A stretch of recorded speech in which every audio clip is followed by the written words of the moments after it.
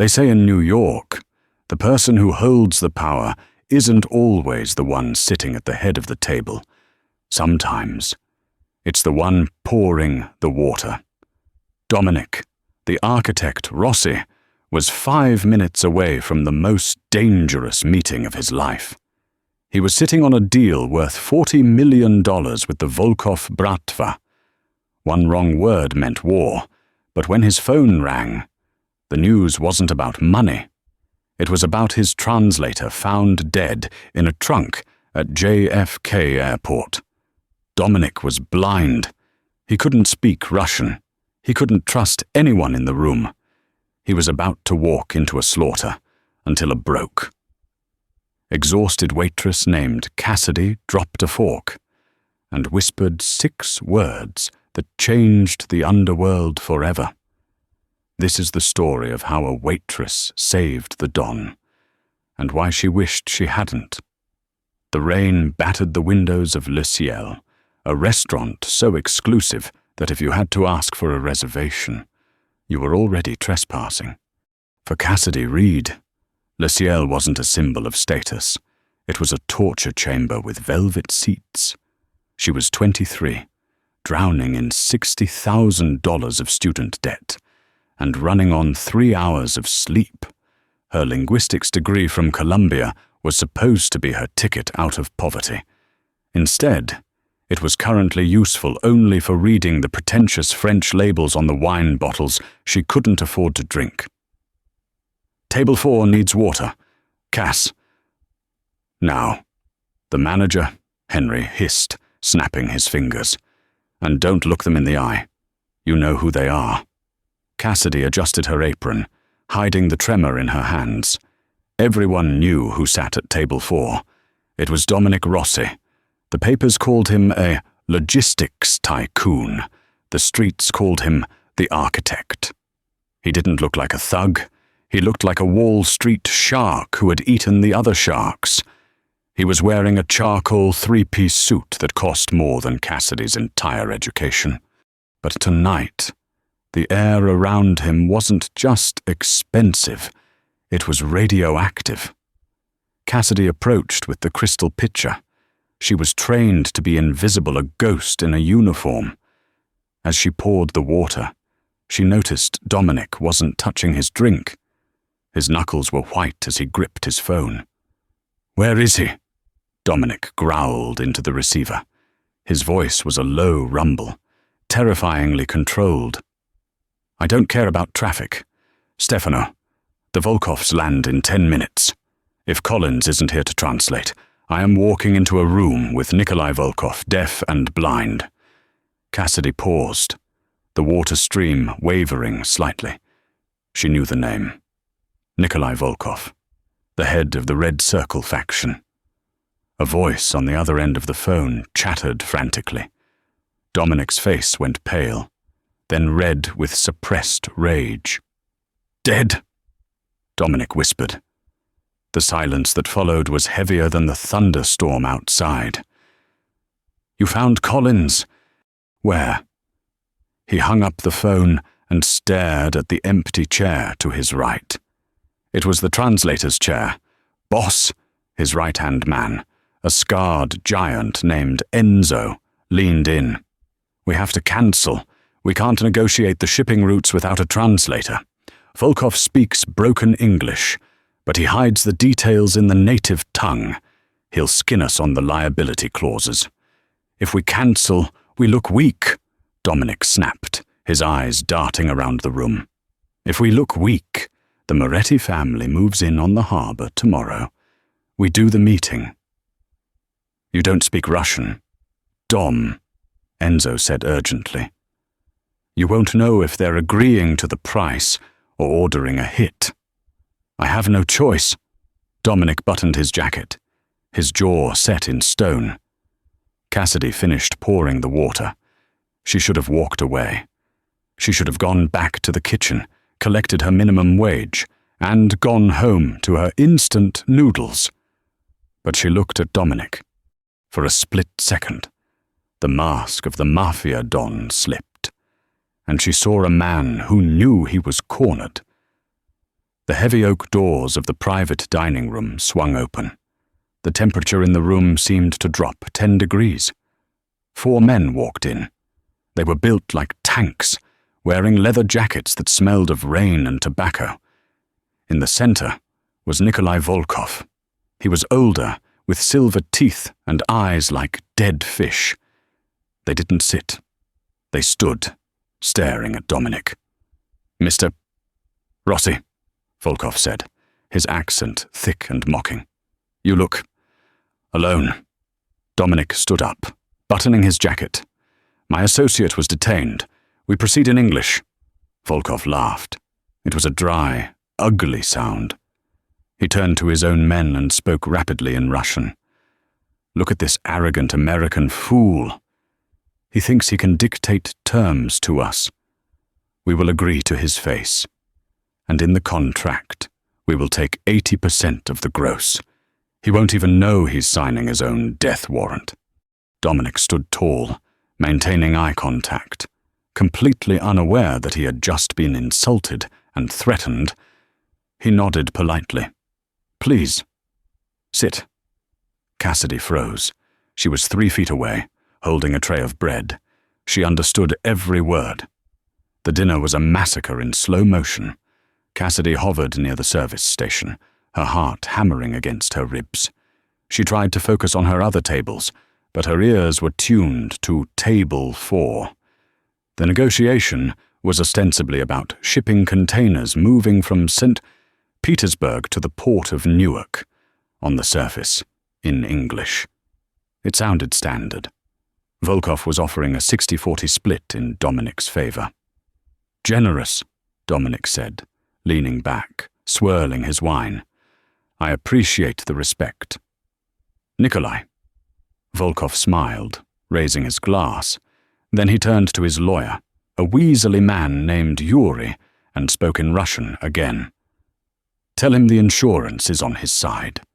But write in the addendum that the cargo is high risk.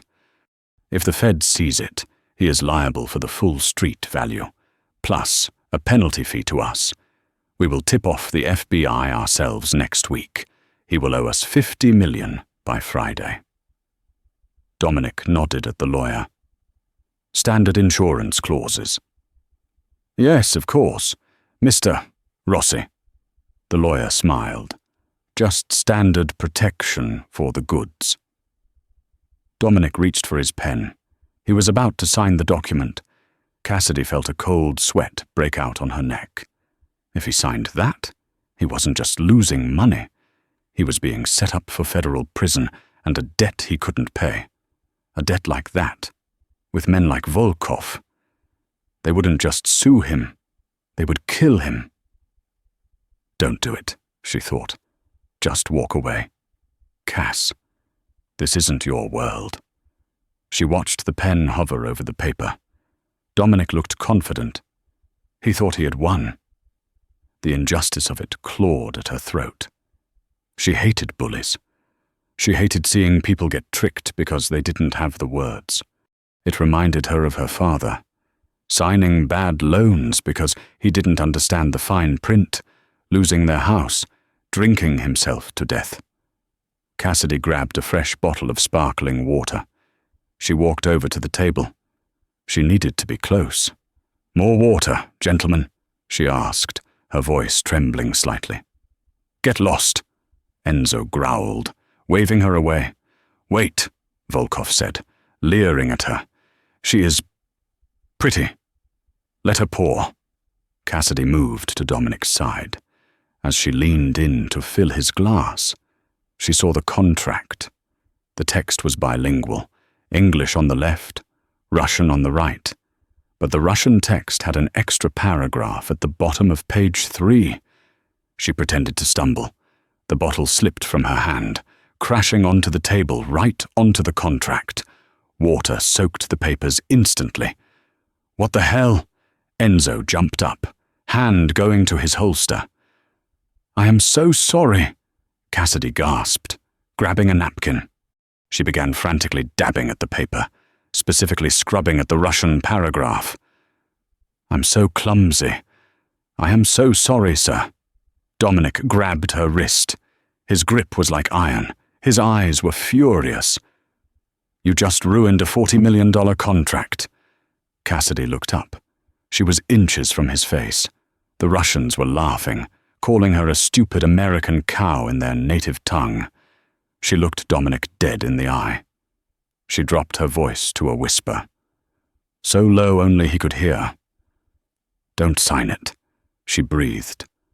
Dominic froze. His eyes narrowed. "What?" "Page 3, she whispered, still pretending to wipe the spill. "The Russian text doesn't match the English.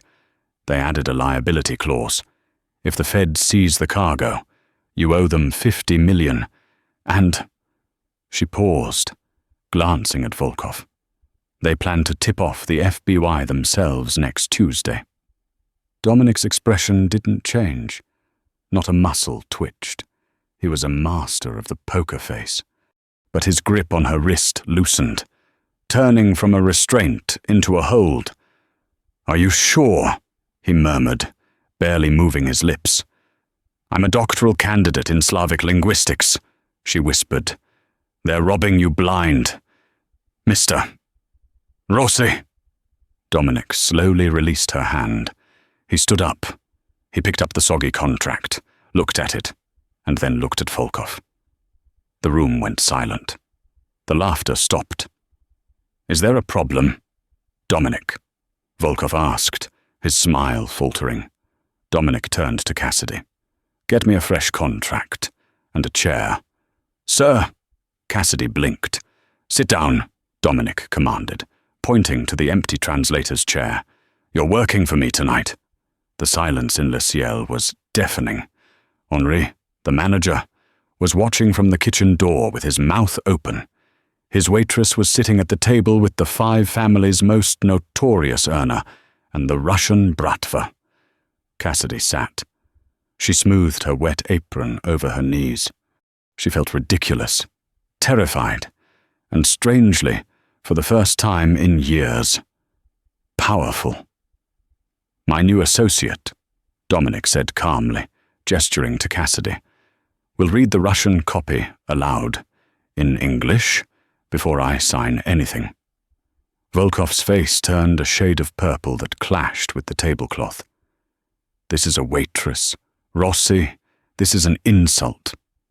"If the contract is standard," Dominic said, his voice dropping to that dangerous rumble, "then you have nothing to worry about.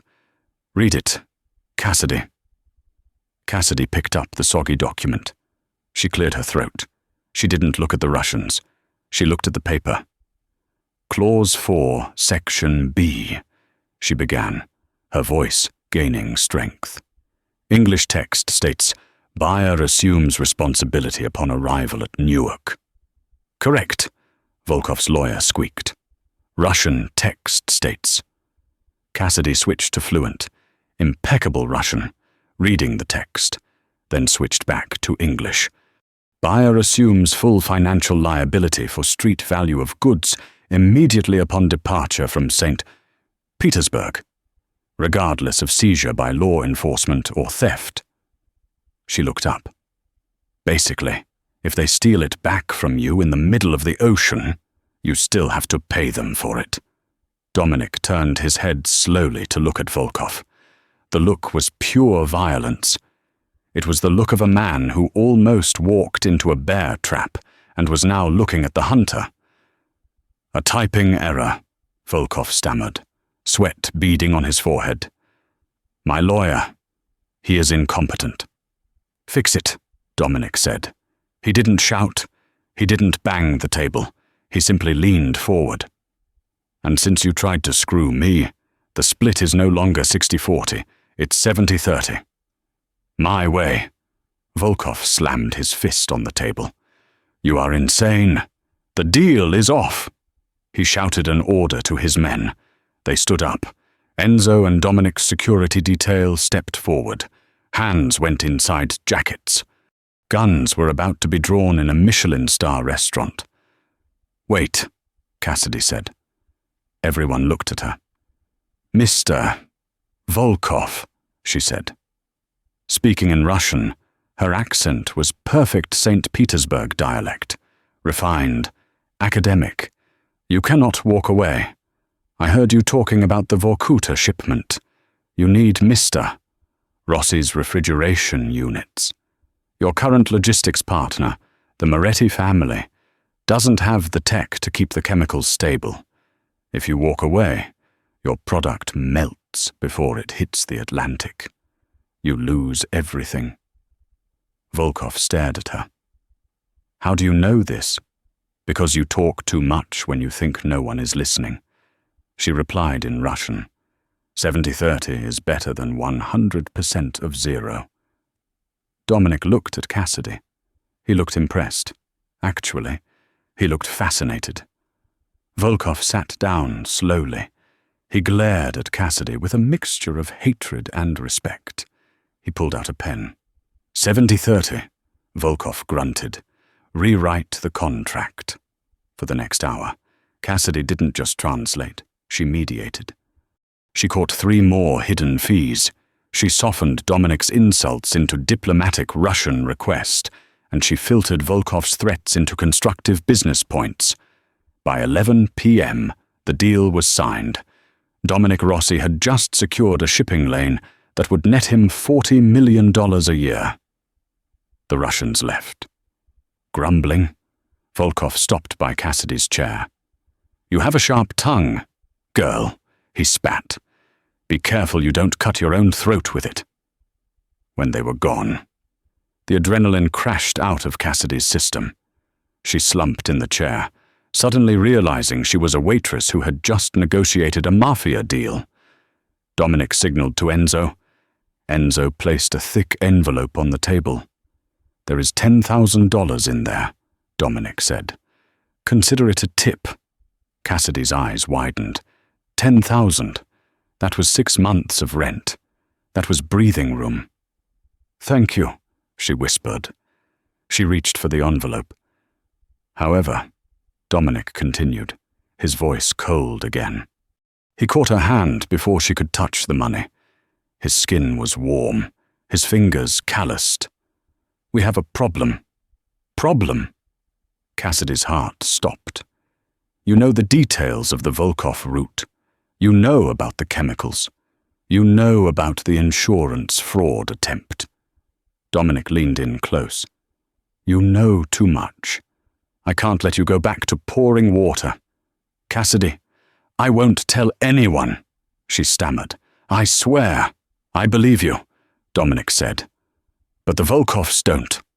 And the Morettis, my rivals, will find out that a waitress humbled the Russian bear. They will come for you to find out what you know. You are a target now. He stood up and buttoned his jacket.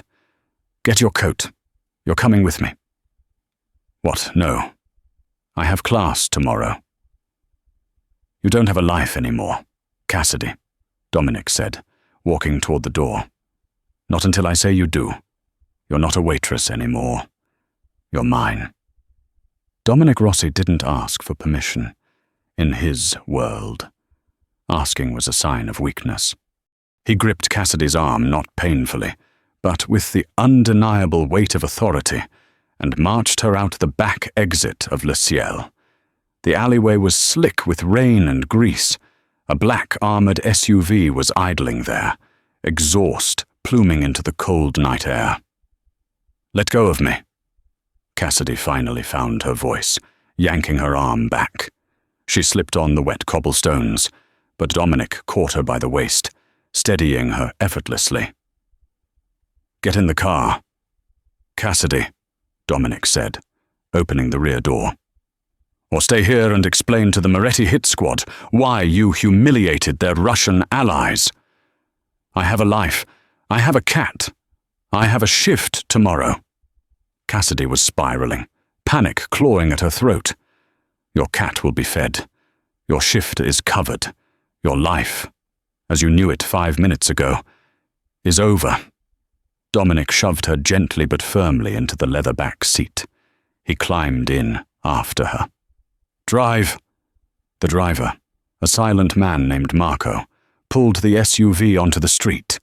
The lock clicked. A heavy, final sound. Cassidy huddled against the door, clutching her apron like a shield.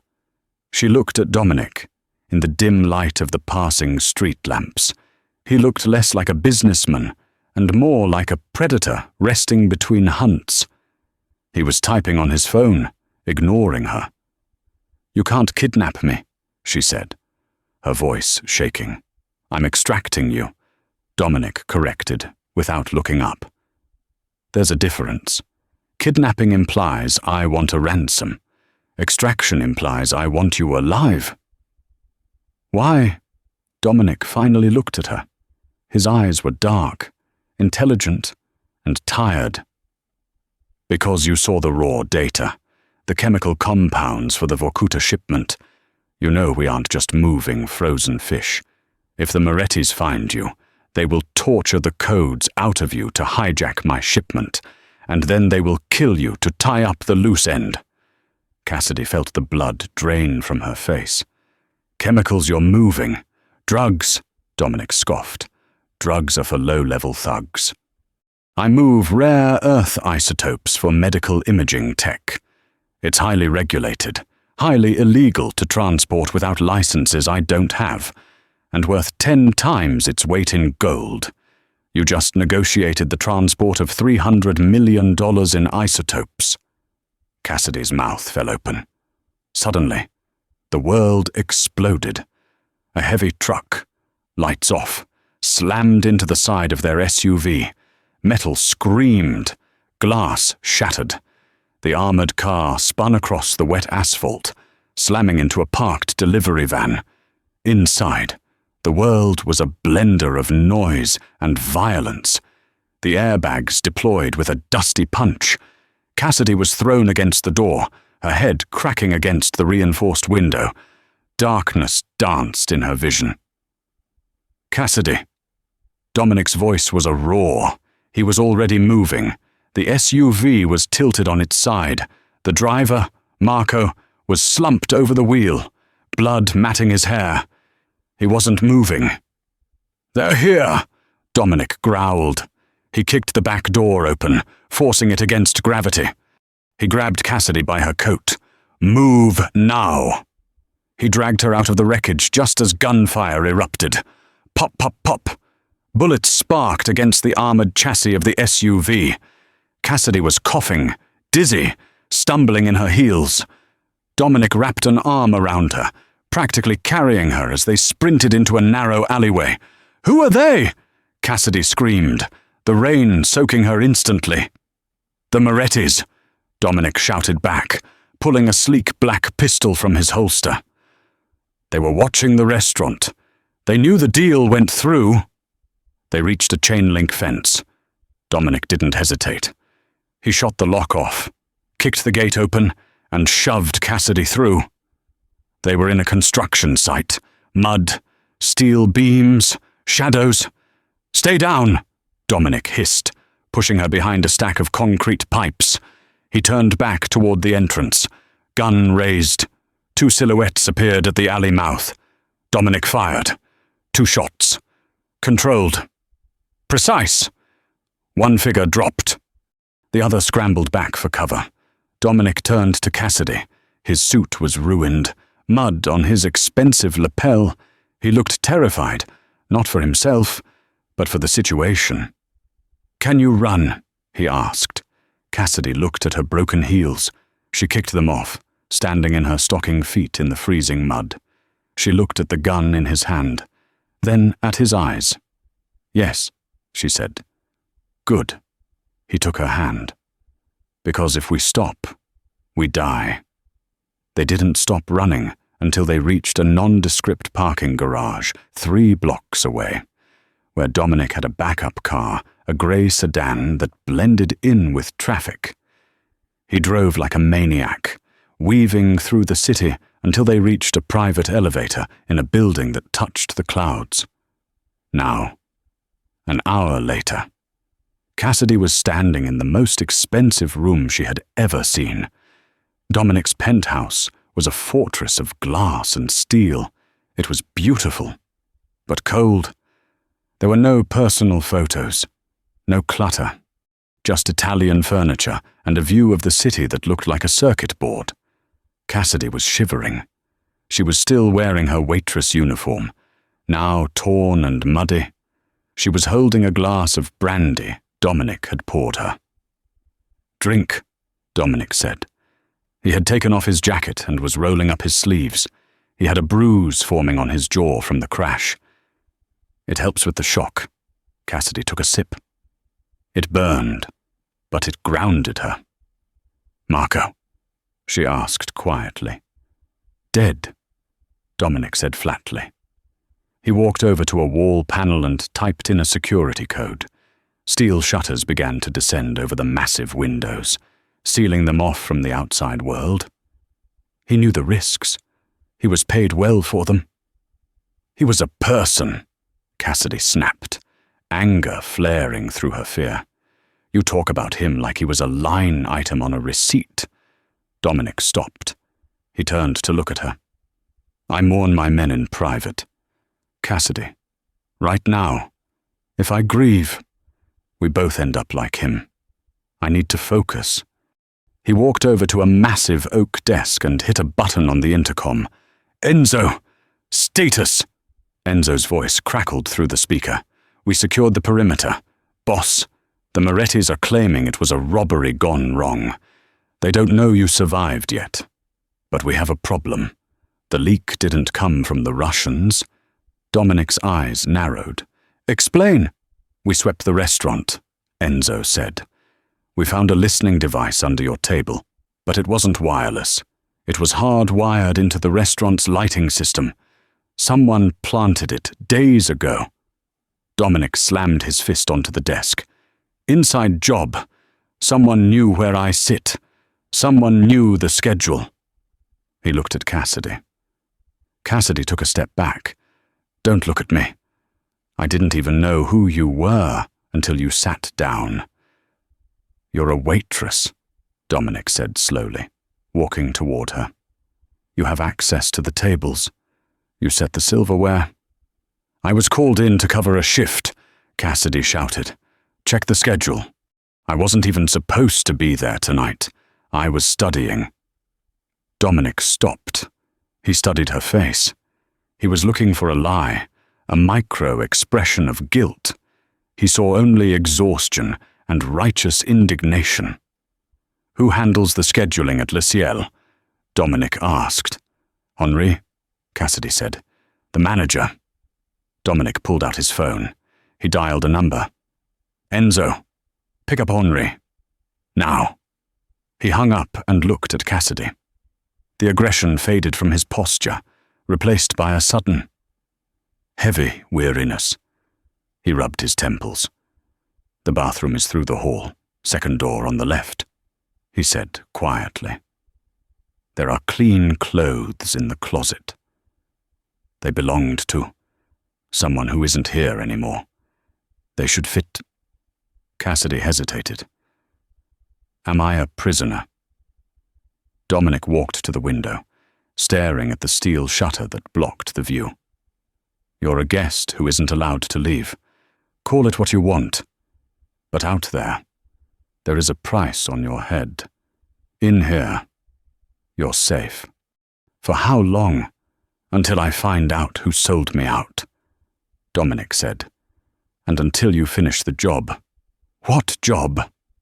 "The Volkov deal isn't done," Dominic said, turning to face her. "We signed the contract, but the logistics are a nightmare. The documents are in Russian code. My translator is dead. You're the only one who knows the dialect." "I'm a student," Cassidy pleaded. "I write papers on 19th century poetry. I don't decipher criminal codes." "You do now," Dominic said. "I'll pay you $50,000. Cassidy choked on her breath. 50. Cash. Once the shipment arrives safely in Newark, Dominic said. That pays your debt. That finishes your degree. That buys you a new life where you don't have to pour water for men like me. He stepped closer. The air between them crackled. It wasn't just fear anymore. It was the intense gravity of a man who controlled everything around him, trying to control her. "Do we have a deal?" "Cassidy." She looked at him. She thought about her empty bank account. She thought about the debt collectors calling her mother. She thought about the way Dominic had shielded her body with his own in the alley. "One condition," she said, her voice steady. Dominic raised an eyebrow. "You're negotiating with a don." "I'm negotiating with a businessman," she corrected. "I want to be the one to talk to Henri when you bring him in." "Why?" "Because he's terrified of you," Cassidy said. "He'll lie to you, but he trusts me. If you want the truth, let me ask the questions." Dominic stared at her for a long moment. A hint of a smile tugged at the corner of his mouth. "Go take a shower, Cassidy," he said softly. "We start at dawn." The next morning, the air in the safe house basement smelled of damp concrete and fear.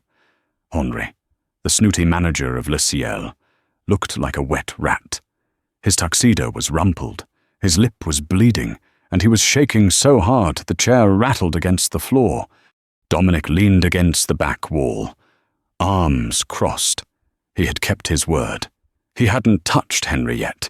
He was letting Cassidy take the lead. Cassidy wore a simple, oversized sweater and jeans she had found in the closet.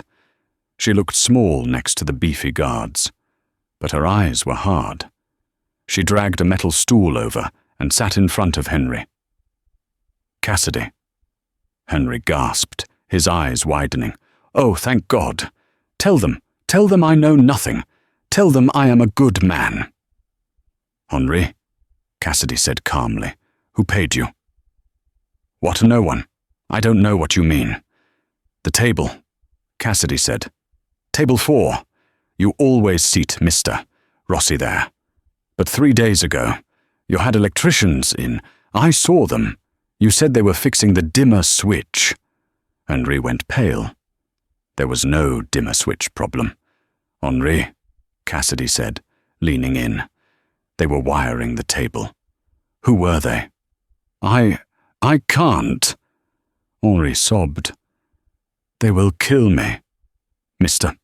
Rossi is standing right there," Cassidy whispered, pointing a thumb over her shoulder. "He is very creative with pain. But if you tell me, right now, I can ask him to just put you on a plane. You can go back to France. Henri, you can live." Henri looked at Dominic's shadowy figure, then back at Cassidy's pleading eyes. "It was a woman," Henri whispered. Dominic stepped forward, the shadows falling away from his face. "A woman. She came in last week," Henri stammered. "American. Very rich. She offered me 10,000 to let her contractors fix the lights. She said she was a private investigator, looking into a cheating husband. I swear I didn't know it was a hit." "What did she look like?" Dominic demanded, his voice like ice. "Blonde, ice blue eyes. She wore a ring," Henri said, closing his eyes, trying to visualize. "A signet ring, gold, with a crest, a lion eating a snake." Dominic went still. The color drained from his face. He looked like he had seen a ghost.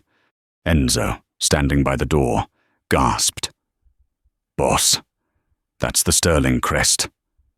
"Impossible," Dominic whispered. "The Sterlings are gone. We wiped them out in the '98 turf war." "Who are the Sterlings?" Cassidy asked, looking between the men. Dominic didn't answer. He turned and walked out of the room, punching the steel door frame as he passed. The metal dented. Enzo looked at Cassidy. "Get upstairs. Now." "Who are they?" Cassidy insisted. "The Sterlings were the ruling family before the Rossis," Enzo said grimly. "Dominic's father killed them all to take the throne. Or so we thought." Back in the penthouse, the atmosphere had shifted, from calculated tension to chaotic panic. Dominic was pacing, pouring himself a drink, his hands shaking slightly. "A survivor," Dominic muttered. "A sterling survivor. That explains the knowledge of the old routes. That explains the resources." He turned to the massive smart screen on the wall. He pulled up a file. A digital map of the city appeared. "They aren't just trying to kill me," Dominic realized, his eyes scanning the data. "They're trying to reclaim the city, the Volkov deal, the Moretti alliance. It's all a distraction." "A distraction from what?" Cassidy asked, stepping into the room. Dominic looked at her. "From the shipment. They don't want to stop the shipment. Cassidy, they want to steal it. The isotopes. If they get that material, they can build a dirty bomb or sell it to terrorists for billions. They would have enough capital to buy an army and wipe my family off the map." He looked at the clock. "The ship docks in 6 hours, and the manifest is still encrypted in that Russian code." He grabbed a laptop and shoved it into Cassidy's hands. "Crack it," he ordered. "I need to know exactly which container holds the isotopes. If I go to the docks blind, I'm walking into an ambush, but if we know the container number, we can intercept it before they do." Cassidy opened the laptop. The screen was filled with Cyrillic text, jumbled numbers, and literary references. "This isn't just Russian," she muttered, scrolling. It's Pushkin. It's coded using lines from Eugene Onegin." She looked up at Dominic. "I can do this. But I need a reference book, a specific edition, 1974 Leningrad Publishing." "Where do we get that?" "The New York Public Library," Cassidy said. "The rare book section." Dominic groaned. "The library is a public space. Too many angles. Too many eyes." "It's the only way," Cassidy said. "Without the key, the code is gibberish. You lose the shipment. The Sterlings win." Dominic checked his gun. He looked at Enzo. "Gear up," Dominic said. "We're going to the library." The New York Public Library on Fifth Avenue stood like a fortress of stone against the raging storm. The famous marble lions, patience and fortitude, seemed to watch Cassidy and Dominic with stoic judgment as they hurried up the rain-slicked steps. Inside, the world transformed. The roar of the city and the thunder faded into a heavy, sacred silence. The air smelled of dust, old paper, and floor wax. It was a smell that usually calmed Cassidy's nerves, reminding her of long days spent in the archives, safe and invisible. But tonight, walking beside Dominic Rossi, she felt like an intruder in her own sanctuary. Dominic looked out of place. His charcoal suit was damp, his jaw set in a line of grim determination. He moved with the predatory grace of a man who expected violence around every corner, his eyes scanning the mezzanine, the shadows between the pillars, the faces of the few remaining late-night scholars. He didn't see a library. He saw a kill box. "Stay close," he murmured, his voice low but carrying an intensity that made Cassidy's pulse jump.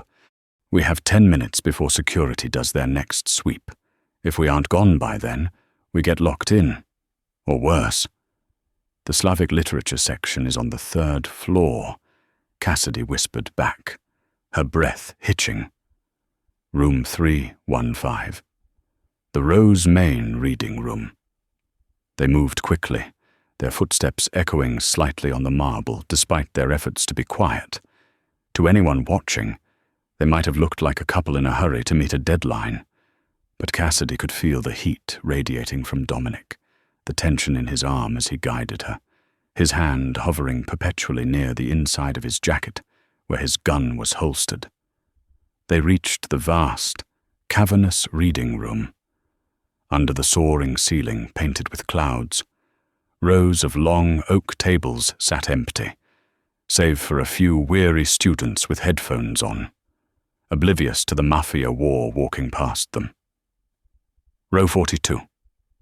Cassidy counted under her breath, turning into the towering stacks of the reference section. Pushkin, Lermontov, Gogol. She ran her fingers along the spines. Her hands were shaking. If she messed this up, if she couldn't find the book, or if the code was too complex, people would die. Dominic would die. Cassidy. Dominic's voice was a rough whisper behind her. He was standing at the end of the aisle, his back to her, watching the main entrance of the room. "We're running out of time." I know, she hissed. She scanned the shelves frantically. "It has to be the 1974 Leningrad edition, the hardcover with the blue binding. Volkov chose it because of the censorship errors in the introduction. It changes the page count." Her eyes landed on a faded blue spine near the bottom shelf. "Got it." She pulled the book out. It was heavy, smelling of mildew and history. Eugene Onegin. A novel in verse about a man who realizes too late that he threw away the only love that mattered. The irony wasn't lost on her. Dominic stepped into the aisle, closing the distance between them. He held out the laptop, the screen glowing with the jagged Cyrillic text of the encrypted manifest. "Work your magic," he said. Cassidy placed the book on a small rolling cart. She opened the laptop and the book side by side. Her world narrowed down to the text. For a moment, the fear evaporated. This was her domain. She wasn't a waitress here. She was a linguist. "Okay," she muttered, her eyes darting between the screen and the page. The code is a tri-coordinate system: stanza, line, word. The first sequence is 1438. She flipped the pages, the paper crinkling loudly in the silence. Chapter 1. Stanza 14th. She read softly. "But you, my friends and ladies, verify." The 8th word is snow. No, that's wrong. In this edition, the censor removed the adjective. The 8th word shifts. It's frost. Dominic watched her, for the first time all night. He wasn't looking at the exits. He was looking at her. He watched the way her brow furrowed, the way her lips moved silently as she translated, the sheer competence radiating off her. He had dragged her into this world as a tool, a necessary asset. But watching her decode a multi-million-dollar death warrant using a dusty book of poetry, he realized she was the most dangerous person in the room. "Frost," Dominic repeated. "Does that mean cold storage?" "Keep going," Cassidy said, flipping another page. The next sequence, 621. The heart melts. In the sun. She paused, her finger tracing the line. Frost melts. Sun. It corresponds to the thermal regulation logs. Container 404, Sector 7. Dominic let out a breath. Sector 7. That's the hazardous materials yard. It fits. The isotopes need heavy containment. We have them. He reached for his phone to radio Enzo. "Wait," Cassidy said sharply, grabbing his wrist. Dominic froze. "What? Something is wrong," Cassidy whispered. She was staring at the bottom of the page in the book. "There's a footnote here. In the 1974 edition, the editor added a note about a false spring. It's a metaphor for a political thaw that never happened." She looked up at Dominic, her eyes wide with realization. The code references the footnote index, not the main text. False spring. It means the first location is a lie. Dominic lowered the phone slowly. "A decoy." "A trap," Cassidy corrected. "If you go to Sector 7, you won't find the isotopes. you'll probably find a bomb. The real coordinates are hidden in the meter of the poem itself. The rhythm. She tapped the screen. Iambic tetrameter. 4 beats. Day-dum, day-dum, day-dum, day-dum. 4, 0, 4. No. Wait. The stress falls on the final syllable. It's an inversion. She closed her eyes, calculating the linguistic math. The dead zone, she whispered, opening her eyes. The abandoned maintenance shed at the far north end of the docks. That's where the shipment is. Dominic stared at her. If we had gone to Sector 7, you would be ash right now, she finished. The silence that followed was heavy, charged with a sudden, intense intimacy. Dominic stepped closer, crowding her against the bookshelf. He looked like he wanted to say something, maybe thank her, maybe apologize for dragging her into hell. Phut. The sound was small, insignificant, like a hardback book falling flat onto a carpet. But the effect was explosive. A chunk of the wooden shelf inches from Cassidy's left ear disintegrated into splinters. Dust puffed into the air. Dominic didn't think. He didn't speak. He moved on pure instinct. "Down!" he roared, his voice shattering the library's sacred quiet. He slammed his body into hers, tackling her to the floor. They hit the cold marble hard, Dominic taking the brunt of the impact, shielding her with his broad frame. "Stay down!" he hissed, rolling off her and drawing his weapon in one fluid motion. "My book," Cassidy gasped, reaching for the Eugene Onegin copy that had skittered across the floor. "Leave the damn book," Dominic yelled. Another shot whizzed past, burying itself in a stack of encyclopedias. Paper confetti rained down on them like snow. "Enzo," Dominic shouted into his earpiece, his voice calm but commanding. "We're compromised reading room north side." Enzo's voice crackled back, filled with static and gunfire. "They're everywhere. Boss!" They didn't come through the doors. They came through the service elevators. "We're cut off," Dominic cursed. He peered around the edge of the bookshelf. At the far end of the reading room, 3 men were advancing. They wore dark maintenance uniforms and carried silenced submachine guns. They moved with professional precision, spreading out to flank the aisles. These weren't street thugs. These were mercenaries. "Can you shoot?" Dominic asked, not looking at her. "I'm a doctoral student." Cassidy shrieked, pressing herself into the floor. "I write papers. I don't shoot people." "Today is a day for new experiences." Dominic grunted. He fired 2 shots around the corner. A cry of pain echoed from the other end of the room. One of the gunmen dropped, clutching his leg. "Move!" Dominic grabbed Cassidy's hand, hauling her to her feet. "We can't stay in the stacks. We'll get pinned down." They sprinted down the main aisle. The silence of the library was gone, replaced by the terrifying zip-crack of bullets tearing through the air. A bust of Plato exploded to their left, peppering them with plaster shards. Cassidy's lungs burned. Her heels clicked frantically on the floor. She saw the main exit doors ahead, massive, wooden, promising safety. But then, the doors swung open. 2 more men in dark uniforms stepped through, raising their weapons. "Blocked!"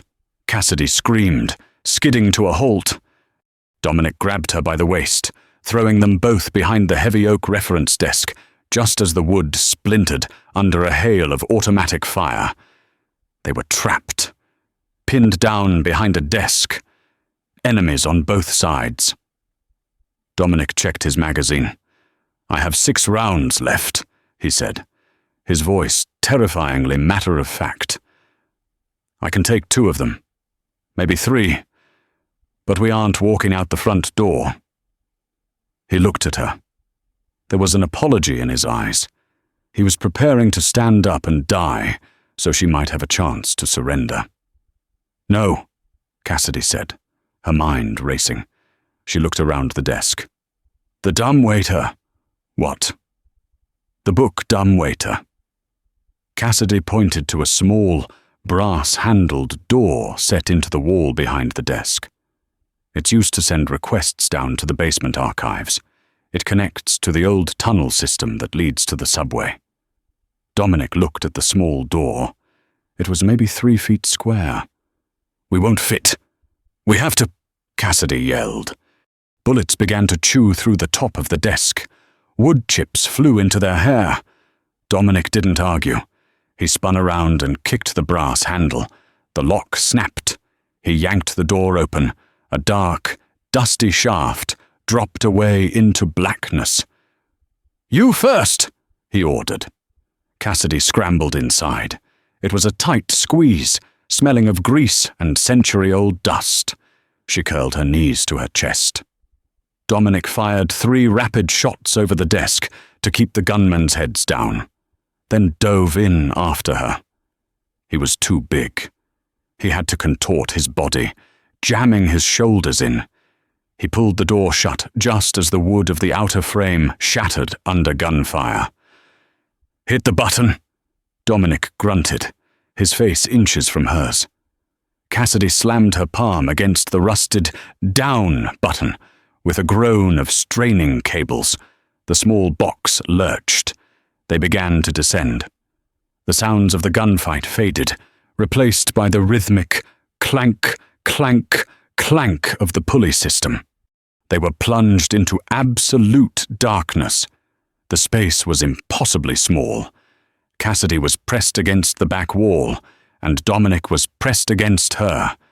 His legs were tangled with hers. She could feel his heart hammering against his chest, not from fear, she realized, but from the adrenaline of the hunt. His breath was hot on her cheek. In the dark, the power dynamic shifted. He wasn't the Don, and she wasn't the waitress.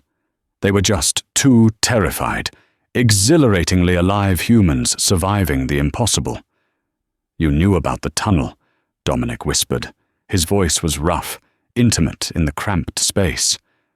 I spent my lunch breaks in the archives, Cassidy whispered back, her voice trembling.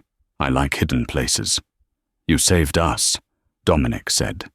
He shifted his weight, his hand brushing against her waist to steady himself as the box shuddered. The touch sent a jolt of electricity through her that had nothing to do with fear. For a civilian, you handle being shot at surprisingly well. I'm terrified, she admitted, tears finally pricking her eyes now that the immediate danger was above them. I want to go home. I want to feed my cat. Dominic's hand moved up, finding her face in the dark. His thumb brushed away a tear on her cheek. The gesture was shockingly tender for a man who had just shot someone. I know, he murmured.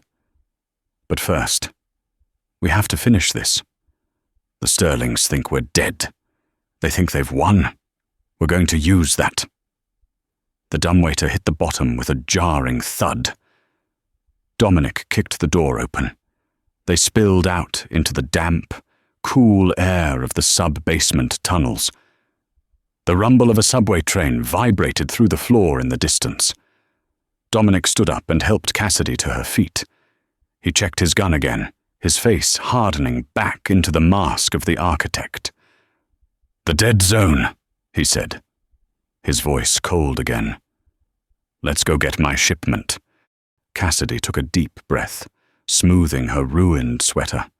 She thought of the library upstairs, desecrated by bullets. She thought of the arrogance of the men who had hunted them, and she thought of the code she had cracked. She wasn't just a victim in this story anymore. She was the key. Lead the way, she said. The dead zone at the port was a graveyard of rusted shipping containers. The storm had returned, masking their approach.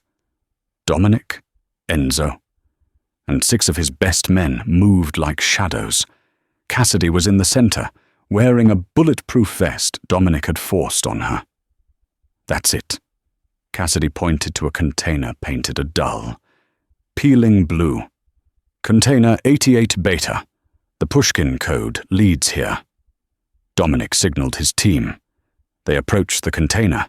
Enzo cut the lock with bolt cutters. The doors swung open. Inside, illuminated by their tactical lights, were rows of high-tech, lead-lined crates. Isotopes, Dominic confirmed, checking the radiation Geiger counter on his watch. $300 million worth. Secure it. So kind of you to find it for us. Dominic. A voice rang out from the darkness. Floodlights suddenly blinded them.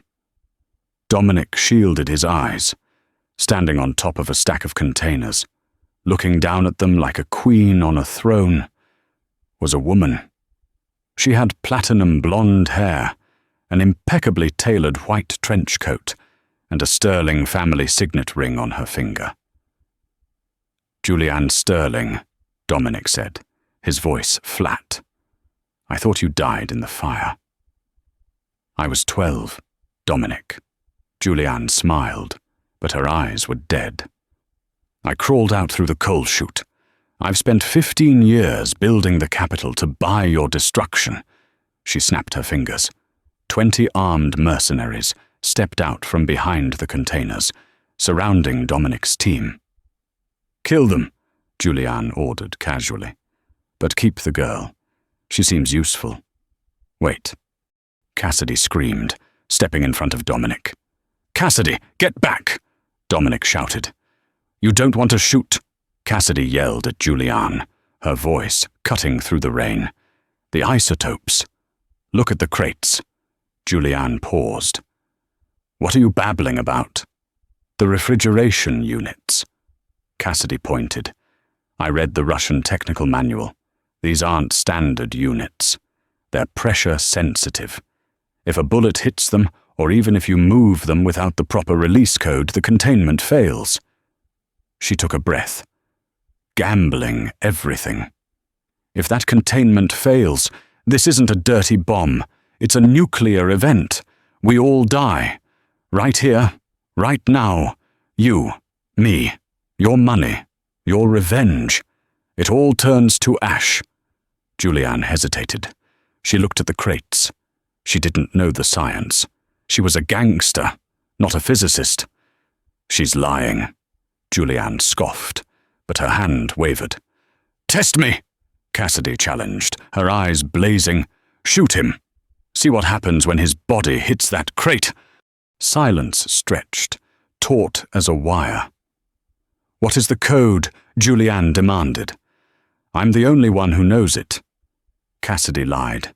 And I'm not telling you until you let them go. Dominic looked at Cassidy. He knew she was bluffing. The crates were stable. They were lead-lined. But she was selling the lie with the conviction of a master poker player. Julianne glared at Cassidy. You think a waitress can outsmart me?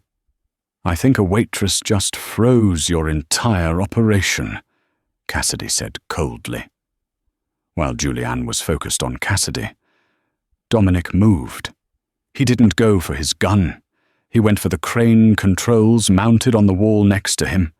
He slammed his fist onto the release button. Above them, a massive shipping container, suspended by the crane, detached. It fell 40 feet. It landed directly on the stack of containers Julianne was standing on. The impact was like an earthquake. Metal shrieked. The mercenaries were knocked off their feet by the tremor. Now, Dominic roared.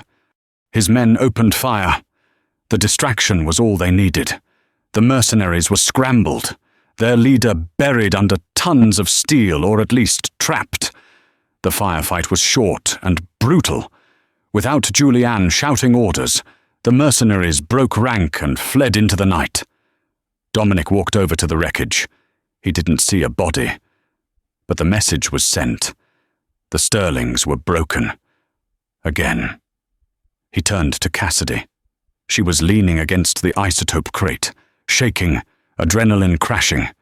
He walked up to her, took her face in his hands, and kissed her. It was fierce, possessive, and grateful.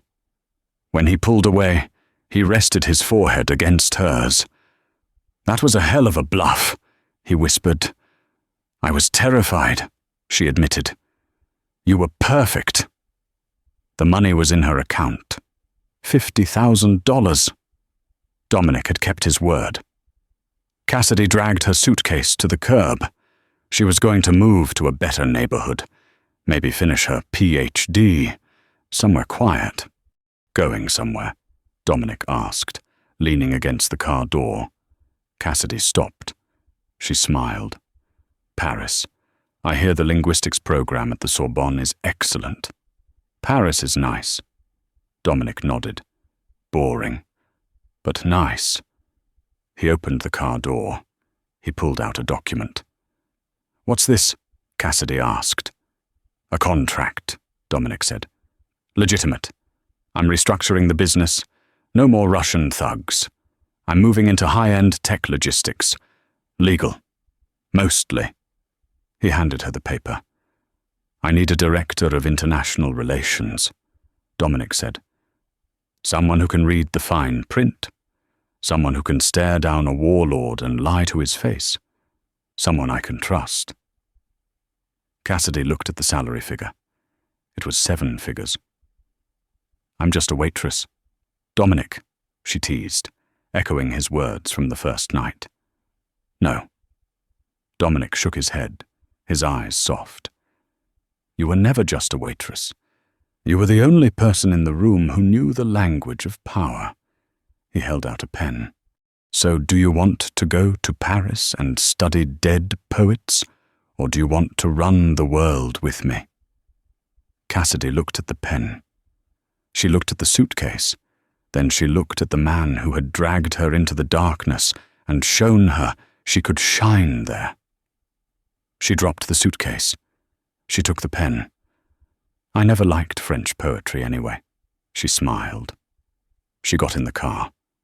And that, ladies and gentlemen, is why you never underestimate the person pouring your coffee. Cassidy went from clearing tables to clearing millions, proving that knowledge really is power, especially when you're the only one in the room who knows what the contract actually says. This story reminds us that sometimes the biggest opportunities come disguised as terrifying risks. Dominic Rossi thought he needed a translator. What he found was a partner who could rewrite the rules of his entire world.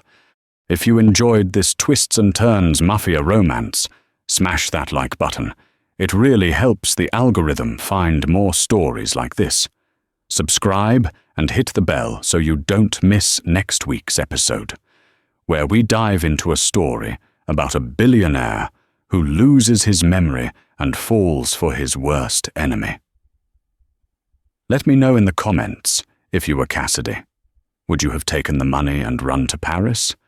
Or would you have stayed with the Don? I'll be replying to the best theories in the first hour. Thanks for watching, and I'll see you in the next story.